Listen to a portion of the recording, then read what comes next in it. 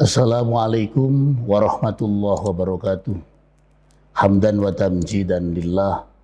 Wassalatu wassalamu ala rasulillah. Alladzi la nabiyya ba'da wa la hawla wa la quwata illa billah ma ba'da. Alhamdulillah, di pagi yang cerah ini kita diberi Allah kesehatan, sekalipun di saat pandemi COVID. Yang terpenting kata para ulama, alaikum bil buyut wa yakfi bil qut. Kita berdiam di rumah, tidak begitu banyak keluar. Kemudian wa yakfi bil qut, kita cukup-cukupkan apa yang ada di dalam rumah. Alhamdulillah, sebentar lagi kita akan melaksanakan satu syiar Islam yang besar, yaitu Idul Kurban, Hari Raya Kurban, yang insya Allah syariat Nabi Muhammad SAW memberikan aturan-aturan yang jelas tentang bagaimana cara berkurban yang benar menurut Islam, sesuai dengan Al-Quran, sesuai dengan Sunnah, dan sesuai dengan ijma' ulama serta qiyas. Yang pertama, Allah Subhanahu wa Ta'ala berfirman dalam Al-Quran, meminta kepada nabinya yaitu Nabi Muhammad SAW untuk menceritakan tentang kurban. Dalam surat Al-Maidah ayat 27, Bismillahirrahmanirrahim. Watlu alaihim naba abnai adam bil haq id qarraba kurbanan fatuqubila min ahadihima walam yataqabbal minal akhar. Wahai Muhammad, sejarah pengorbanan, pendekatan dengan berkurban yang dilakukan dengan ahli baitnya Nabi Adam, awalul bashar, awal manusia, oleh anaknya Qabil dan Habil. Ceritakan kepada umatmu sekalian dua anak yang berkurban. Dari kalimat Al-Quran ini muncul kata-kata bahwa penyembelihan di saat hari raya Idul Nahri, Idul Adha dinamakan kurban atau korubaya kurban, artinya mendekatkan diri kepada Allah Subhanahu wa Ta'ala. Dalam ayat yang lain ada yang mengatakan tidak Idul Kurban tapi Idul Nahr atau hari raya penyembelihan binatang besar. Kata orang Jawa, bodoh besar. Dalam surat Al-Kautsar, inna a'tainakal kautsar fasholli li rabbika wanhar inna syani'aka huwa al-abtar. Pertama, fasholli li rabbika wanhar. Di saat tanggal 10 Dzulhijjah sudah selesai ibadah yang terbesar, yaitu ibadah haji. Ibadah puasa ditandai dengan zakat, ibadah yang berhubungan dengan sosial kemasyarakatan, tausiah lil fuqara atau memberikan kenikmatan kepada orang fakir. Di saat kita sudah melaksanakan ibadah yang bernilai tinggi, yaitu ada harta, berkurban nyawa, ibadah haji, maka Allah mensyariatkan ditandai dengan berkurban atau dinamakan Idul Kurban atau Idul Adha. Kata Allah, fasalli li rabbika wanhar. Setelah sholat Idul Adha maka kita melakukan Idul Nahr atau melakukan penyembelihan hewan kurban. Dengan kalimat nahr amat sangat jelas ulama tafsir mengatakan nahr artinya berkurban hewan-hewan yang besar, yang mempunyai darah yang banyak, mempunyai bulu yang banyak, yaitu terfokus. Yang pertama badana unta, yang kedua bakoro sapi, yang ketiga adalah kambing. Atau dalam ayat yang lain, min bahimatil an'am. Tidak seperti sembelihan biasa, akan tetapi khusus hewan-hewan yang disebutkan dan telah dilakukan oleh Nabi Muhammad SAW. Kambing, sapi, kemudian unta.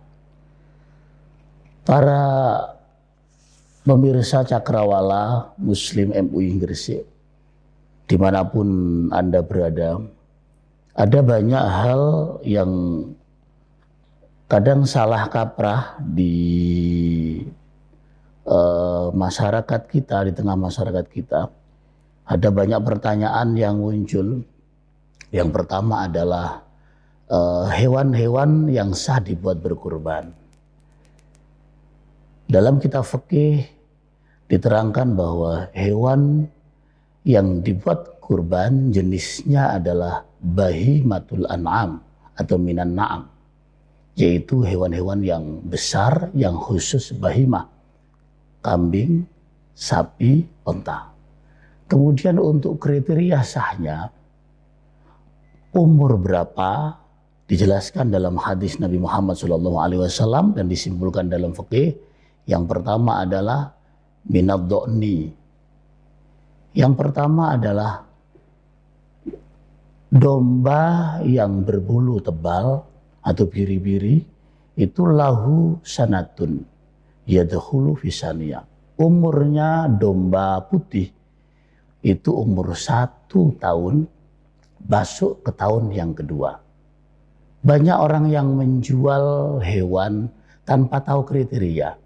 Yang jual tidak tahu, yang beli tidak tahu. Sehingga jahilnya merokap dari dua sudut. Oleh karena itu perlu ditegaskan bahwa zaman Nabi ada aturannya.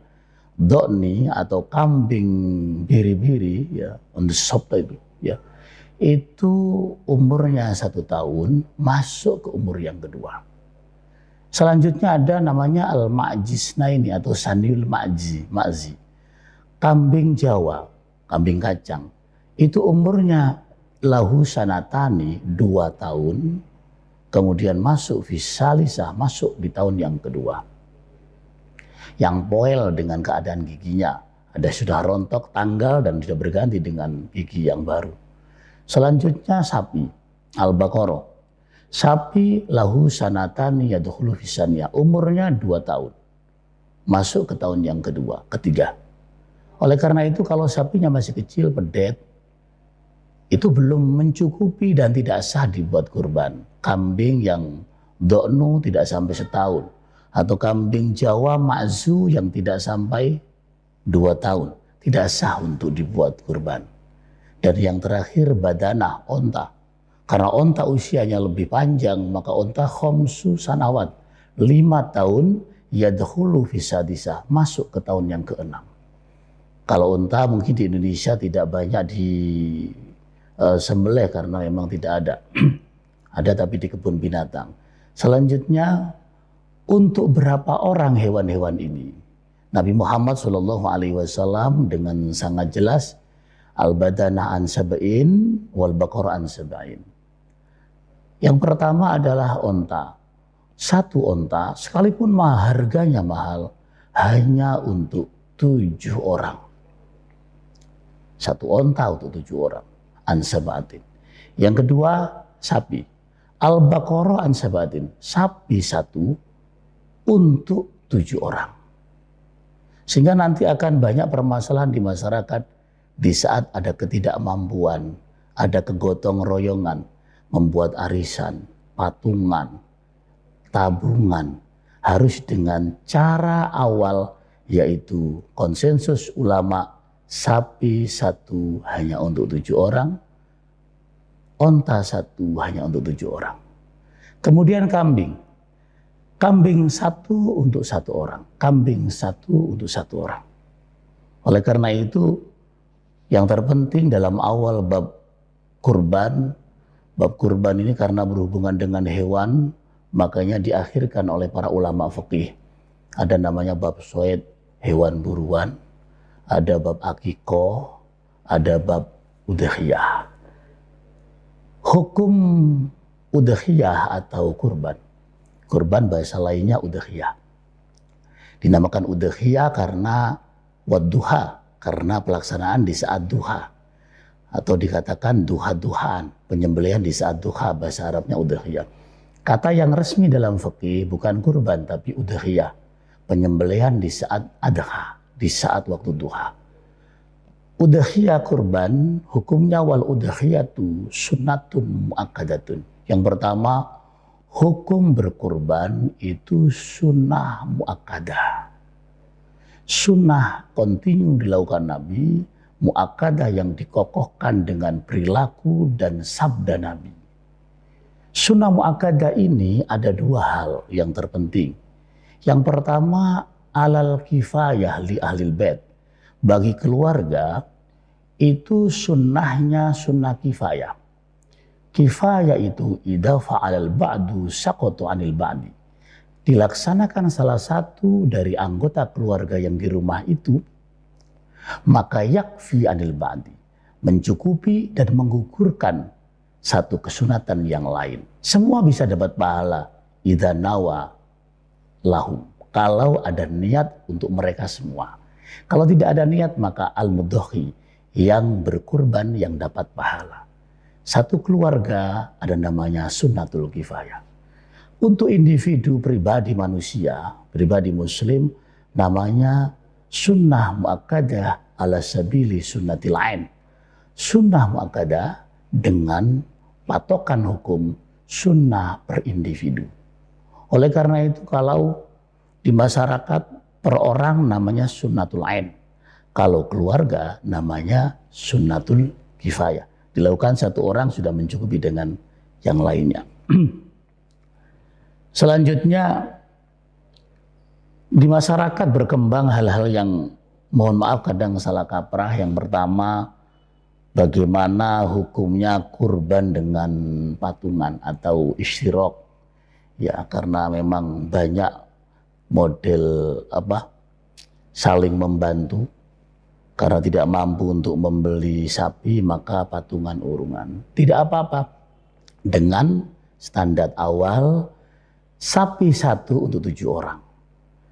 Kalau panitia urunan atau patungannya itu ternyata mendapat pendaftar yang banyak, tinggal membagi. Kalau sapinya 2 untuk 14 orang. Dan nama-namanya disebutkan. Jangan sampai seperti urunan mayoran atau kundangan. Tidak ada aturannya. Karena udhiyah itu ada aturan-aturannya. Udhiyah, al-udhiyah hiya ismun. Ya.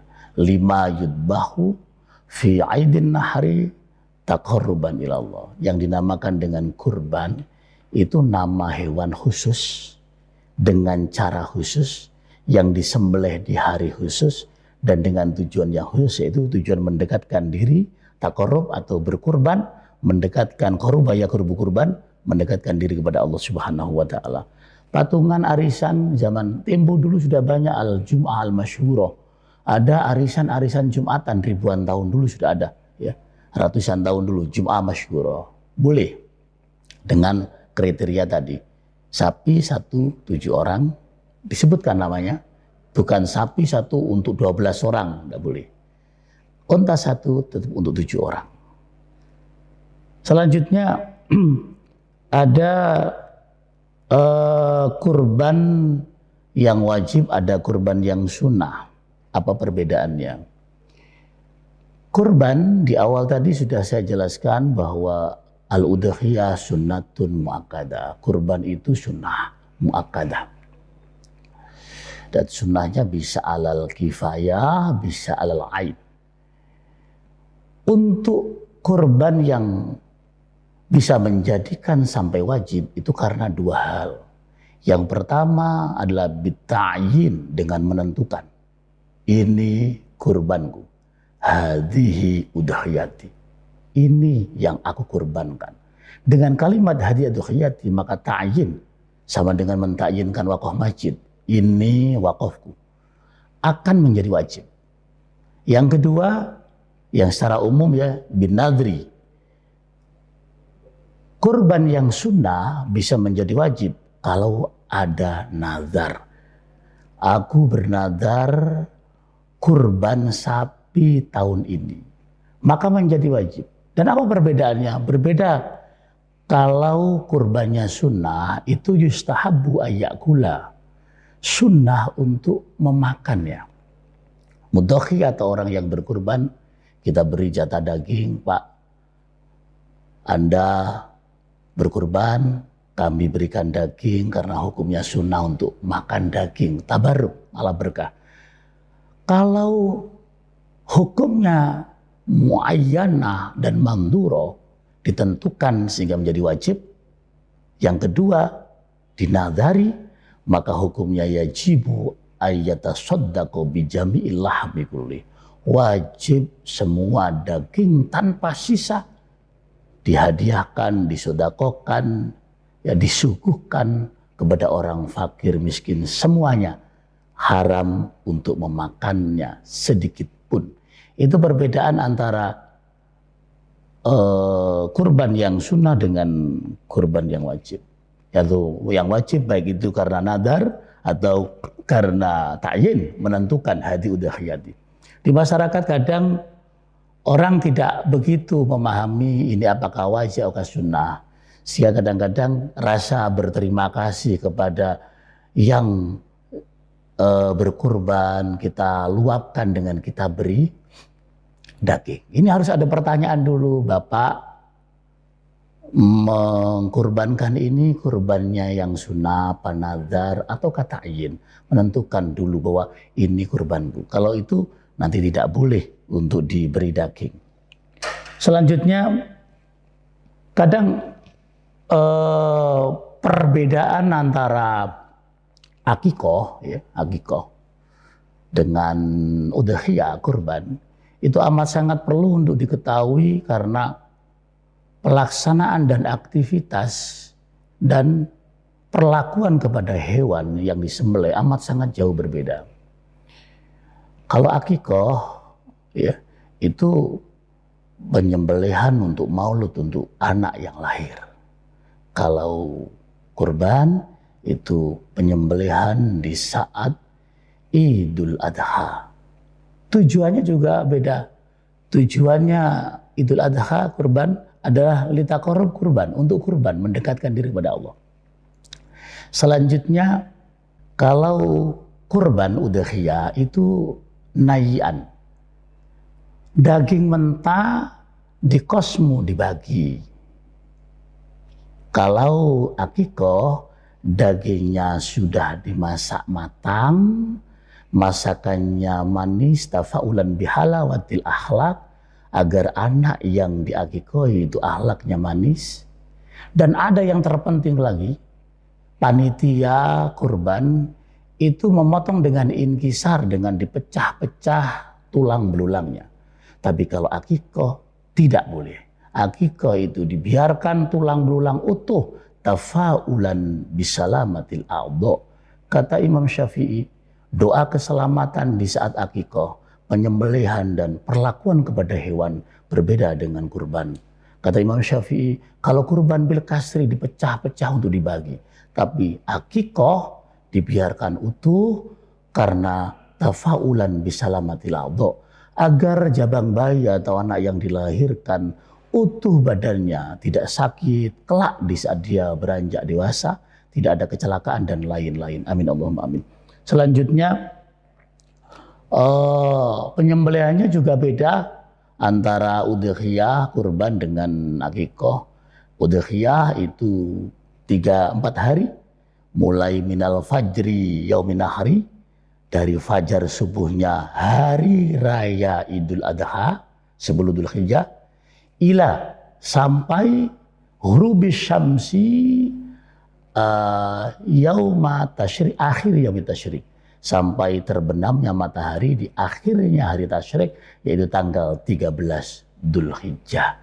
Tapi kalau akikoh di saat tanggal 7 kelahiran dari maulud atau dari jabang bayi. Jadi agak berbeda, ya. Dari perbedaan itu yang pertama matang kalau akikoh, kalau kurban mentah harinya juga beda, tujuannya juga berbeda, pelaksanaan dan perilaku kepada hewan juga berbeda. Kalau untuk akikoh dilonjorkan utuh karena kata Imam Syafi'i biar anggota tubuhnya selamat di saat beranjak dewasa. Kalau untuk kurban dipotong-potong karena biar rata, biar tasfiyah. Ada penyamarataan ukuran dan timbangan. Oleh karena itu tulang juga dipotong-potong.